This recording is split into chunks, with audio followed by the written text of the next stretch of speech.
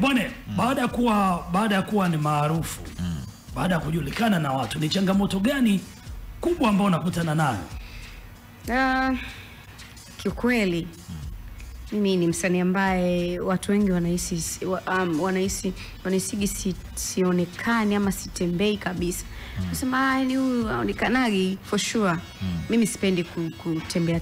Yaani hicho ni kitu ambacho ninachotoka zamani. Lakini mfano ukija kule maeneo ya kwetu, mimi tena ikifika mida ya jioni nafanyaga mazoezi kabisa. Ni kitu ambacho nataka kuishi kawaida, yani nijisikie kwamba naweza nikaamua nikaenda yani nikifeel kwenda dukani asiwepo mtu ananibugs ama kuona kama ni kitu cha ajabu.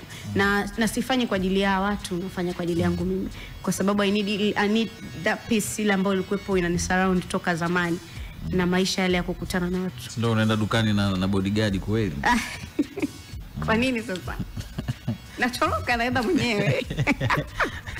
Toge aenda kununua nazi na bodyguard yani, hata kama ndo uhuru. Kwa kweli first of all vitu mfano sijui nini hivyo vyakula nini na mtu wangu atanifuatia hata nini. Lakini nikijisikia kwamba nataka kutembea, jua mimi nilipata shida ya changamoto ya pressure kama niliwaambia. So daktari alinishauri unabidi upate time ya kufanya mazoezi, lakini pia movement.